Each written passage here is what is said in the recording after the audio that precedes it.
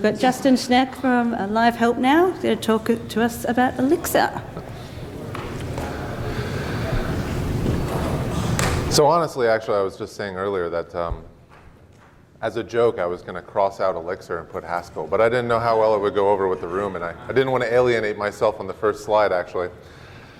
However, yes, this is about building binary protocol drivers in Elixir, and when I first set out to write this talk, I kind of thought to myself, what is it exactly about Elixir and Erlang that I find exciting? So I tried to sit down and I tried to come up with a list of things, finding myself coming over the traditional high-level overviews. It could be that it's built on the battle-tested Erlang VM. It brings meta-programming abilities. It also has a great development toolchain. And things went on further. I wrote out this list. Pipeline operator, it's really cool. You might be able to see some of that. Being able to pipe the results of the last call and directly into the first parameter of the next. But as you can see, this list sort of just kept going on, and funny enough, building binary protocol drivers in Elixir wasn't really on there. So why did I really decide to title it something so seemingly boring as writing binary protocol drivers? See, this kind of takes two roads in this situation. One of which is the technical aspect of actually sitting down and writing a driver in a language like Elixir. The other aspect of this is the meaning of this and what it means, what it meant to our company to actually write this.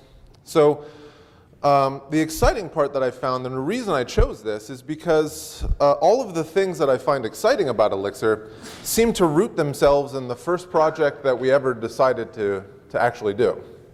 And that was, we decided to create a TDS database driver for communicating with Microsoft SQL Server databases in nice functional programming Elixir.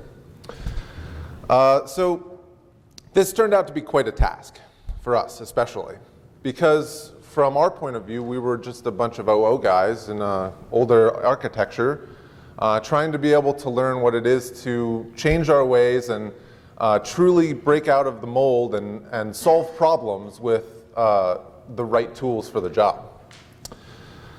So that's why I wanted to break this into two pieces, the technical component and what we learned from this component. Now, I don't know how many people are at this conference that are new to functional programming. From the sample that I've been talking to a few of you, there seems to be some of you, at least within a year maybe.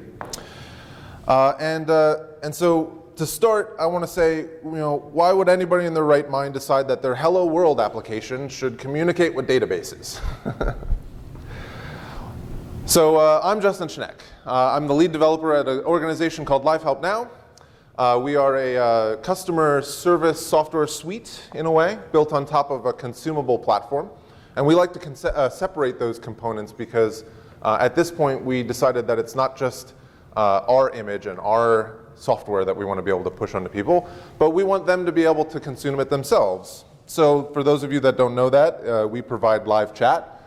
Ticketing systems, knowledge base, but the important part down there is the future part, which is the SDKs and the applications that we want to be able to put out. We want to allow our platform to be leveraged in ways that we haven't thought of. So for the future, developers like you guys or other people who are trying to solve problems can take advantage of concurrency in this kind of style of system and use it in different ways that we haven't imagined before. So first, the problem. Why did we get ourselves to the point where we're writing drivers in Elixir?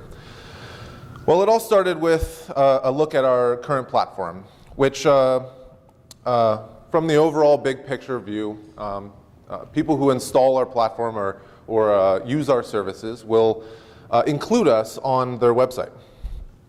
Just a little tiny piece of JavaScript code that talks out to our servers and allows these kinds of interactions to happen. So some of them might need real-time abilities like the chat services, and some of them might need ticket, which aren't really necessary for high levels of concurrency. That can kind of get queued off to the back burner. But the problem is compounding, and I'm sure everybody deals with this kind of problems. And that is, you get included on so many other different sites. so many people start installing your code. You don't know how many of them are going to install. You have these fluctuation rates and amounts of traffic because this sort of staircasing issue of being installed, as far as our customers are concerned, have customers of their own. And they may receive influx of traffic in their sites. And at this point, we realized that we're having problems in our data center being in a rigid DevOps opportunity where we weren't able to elastically scale as well. There was no ability for us to quickly respond to shifts of thousands to millions of concurrent connections at any given time moving forward. And this was coupled with parts of our aging infrastructure that we brought forward with us. Favorite piece right there, right? So this is just a very simple overview of this kind of stuff, very easy graph of what we were dealing with. And the database cluster over there, we were stuck with Microsoft SQL Server for the time being. Mainly because Windows application servers dictate in most older developers' minds, especially in the OO world, that you go with Windows SQL servers as well. This actually worked out quite well for a long period of time, but some love needed to be given to this, and we decided that moving forward we needed some high concurrency and high maintainability was the key for that. So we started out searching for the path. We first started with looking at systems like Node and Socket.io. There was a great deal of buzz around Socket.io at the time, and being that we had some front-end developers that were rich into JavaScript and were looking at some Socket and Node, some Node packages, Socket.io came to mind. We read a bunch of articles about how people successfully were able to implement that in a concurrent way. So we gave it a go, and it didn't seem to quite work out for what our needs were. The deployment of it felt a little much that we had to script out, and just being new, we knew that there were other things out there that we could work on. So in addition to Node and Socket.io, then this is probably a dangerous slide to present here. We worked in trying to be able to see what we could get going with Faye and Ruby. And at the time, there was a lot of talk from other presenters here about dime a dozen Ruby developers these days. Everybody's going for Ruby. Well, we kind of felt like we should see what all the hype in there is about too. Problems that we experience in this situation obviously is scalability. Our DevOps guys didn't really like it when we had like a 32 core machine that we told them they had to maintain 32 instances of Ruby at the same time and make sure that they all stayed running, and 32 different log files, and obviously there's probably better ways to be able to handle that, but being new to identifying these issues, from a ground up perspective, it just wasn't that appealing. And eventually we got ourselves to the point where some guy came in, he's part of our team, he does a consulting work as well, and he said to us, Erlang. Now, he hasn't looked at it in a while, but he's like, I think there's something here. And what we discovered when we went through this was we found Elixir, at this time was sort of still in its infancy, and Phoenix, which is their web framework that they're working on. We were able to find great concurrency in this, in using these tools. Now, I know this slide's probably going to bite me coming up afterwards, years from now, maybe. It's always is the kind of slide that sparks the argument of how the test was configured. So I guess I can preface this all day long, but I might as well just get it over with and show you some entry-level test results that we had. And this was all in the same virtualization. This was all in the same data center, all in the same style configurations. Obviously, you get into a situation where over here with .NET, you need to take that with a grain of salt because the whole Windows and Linux running on the other ones. So in this situation, we found this is a graph of basically just concurrent connections or concurrency in our systems and how much it could handle at any given time.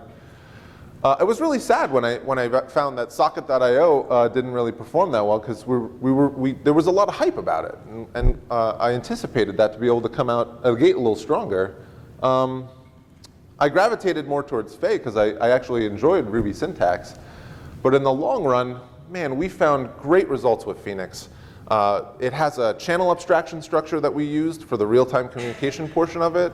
And being able to build JSON APIs on it was nice. But this was basically all on WebSocket-based concurrent connections.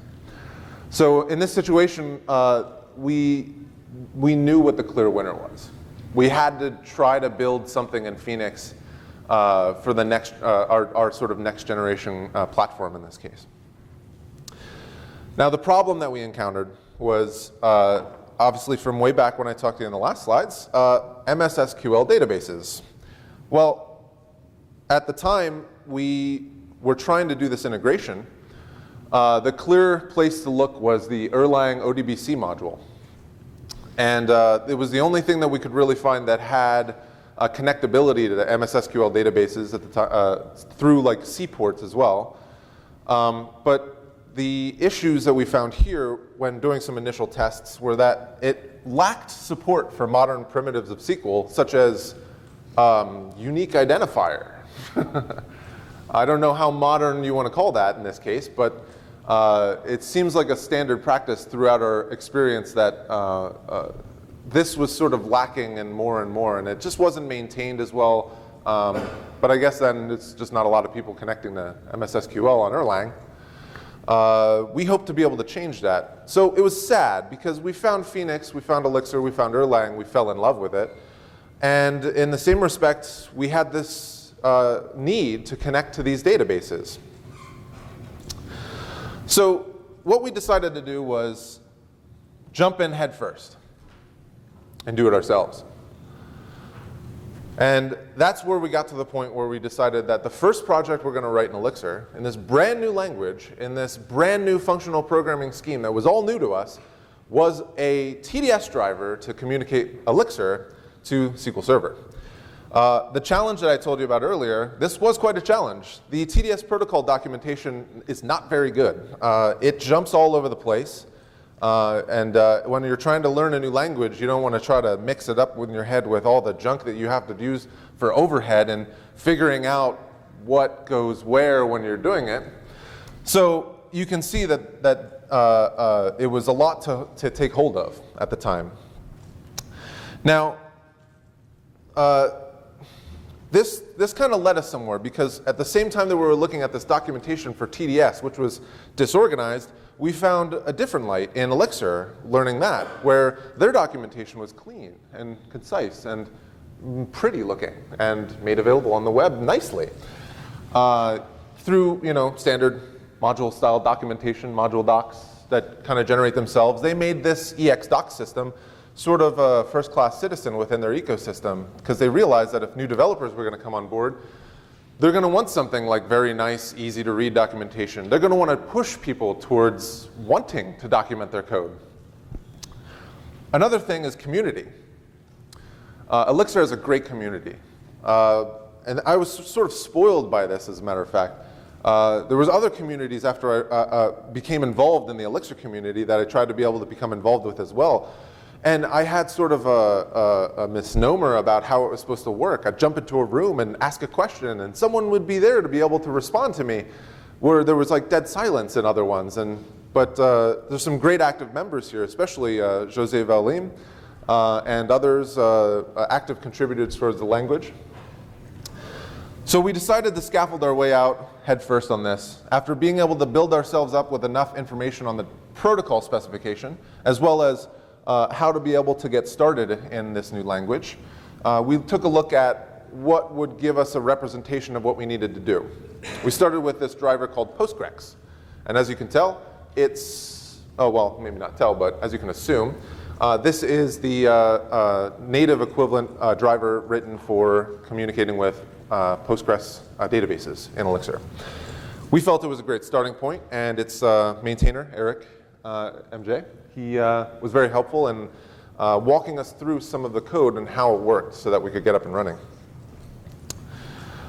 What we found was some great building blocks along the way. We realized that it was very easy for us to be able to call Elixir from Erlang.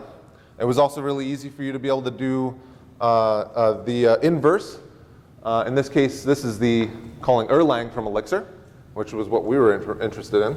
And the nice part here is that it gives Elixir a unique advantage in which, even though it's a newer language, and at the time it was in its infancy, it's still built on top of this entire huge platform that's been around for a long time of Erlang and OTP. And calling out to it is very easy. So one thing I want to touch briefly on, and this is probably the part where people might start to fall asleep, especially in the judging the kind of people that are here, very intelligent as they were the alpha groups, right? So I want to actually talk about something that's an easy behavior in Elixir, which is brought from Erlang actually, which is the gen server.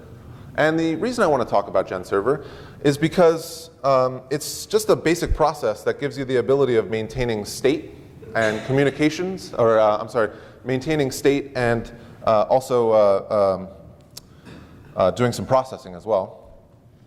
But the reason I want to talk about this is because when learning the new language, like when learning functional programming and bringing other developers who are object-oriented programmers towards these fundamentals, we kind of can come to a point where we can take things for granted as more seasoned developers. And I've found myself guilty of it as well when trying to teach others, is that we forget where we came from. In which case, it's great that we have such a system where we can just say, oh, use gen server and yeah, follow this contract. And this contract states here that we have to have a block that allows us to initialize the state. We can have a handle call, which means any calls to the server will be handled synchronously. Not illustrated here is handle cast, which will do asynchronous calls. And handle info, which means if a message comes in from some other process, we have the ability of handling that message as it comes in. But like I said, the reason I'm diving to something so low as gen server is just because I want to reinforce the idea that when you talk about these things, the part that we take for granted as tucking all of this great stuff up underneath the hood needs to be expanded out to programmers that are starting out on these languages. And this was important to us because it was an area where some of our team was getting hung up on. Now, doing binary protocol matching, one of the best parts about it was the pattern matching engine. Actually, I'm sorry here. This is where we're setting up the connection to the database. Before I talk about pattern matching, I want to talk about what's getting us to that point. We're just connecting over TCP here. You can see we're using our call out to Erlang. And what are we going to end up processing? Well, we have the TDS protocol is basically like any other binary protocol. You have messages that could be things like response queries from the database.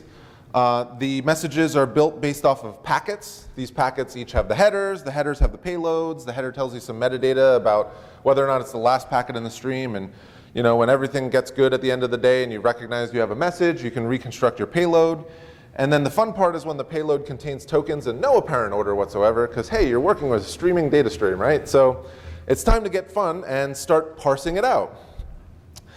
What we really liked about this was the organization that pattern matching gave us, because it's often difficult sometimes when you have to debug and you're presented with this to be able to actually recognize parts of the protocol that you're in. And how pattern matching helps us in this case with Elixir as being built on top of the Erlang VM is being able to pattern match in the heads of the functions itself in addition to inside of methods. And where this benefits, as you can tell with building a binary driver, you have the ability now to be able to put the decision-making skills on top of the Erlang VM to choose which one it's going to fall into. Now, it doesn't just stop there. Another great feature with it was inside of the same method head, we could also pull pieces out and localize the variables and use them inside of the pattern. So this gives us the ability to not only match based off of what kind of data we're looking for and the size of the data, but also loosely decoding part of its content as well. And obligatorily speaking, unit testing was great. It brought us to a point where we could build the protocol fast and make sure that things were falling in line. We were not unit test developers before. We are now test-driven developers because we found that also, like EXDoc, the unit testing ability in Elixir was exposed as priority number 1 as well. So the other aspect then, once we got our driver done, what do we do next? We integrated with Ecto, their query syntax. We wanted ability to be able to compose queries. We wanted to have those get nicely wrapped up and bring them back into our language in beautiful looking Elixir primitives and not have to deal with raw binary data. Once we got our mapping structure down and proved that we could pass all the other integration tests, celebration was in order. Surprising enough, yes, Ecto got its first adapter besides Postgres, and it was for MS SQL. I'm not quite sure how to take that slide, if it's like a, and it's for MS SQL, or yes, MS SQL. Anyways, success. So, how has this changed us? Well, there's been a lot of inspiration in the previous talks I found. And I wanted to leave everybody with a little bit of that as well. Because to me, writing a binary protocol driver was pretty fun in the long run. I've learned a lot about that. Our team grew on learning about that. But the biggest things we took away from it was that now we're a test-driven development workshop. You know, our developers loved being able to gamify the idea of getting that test to pass. We're scale conscious just because with Erlang you get some nice inherent abilities of scaling. And we're writing fault-tolerant code. Our layout changed a little bit. We became a little bit more elastic, and we're still supporting the existing platform in Windows, but we're moving things out of that. So what we decided from this message was that how do we create more Elixir developers? And one way of doing that is just evangelize. As Amanda put it, talk as much about it as you can. We decided that also it's important to contribute to open source projects and to just start breaking the mentality of OO developers into thinking that it's really difficult and to start thinking functionally. And the future looks bright for us. So all in all, I say, you have to find the right tool for the job. It may or may not be Elixir. It may or may not be Erlang. It, in most cases in this room, may be Haskell. But each problem can be approached from a different variety of methods and languages. And if that language presents you with a problem that you can't do something in it, I implore you to go out there and try it out by jumping in headfirst and deciding to write your own binary protocol driver. Thank you.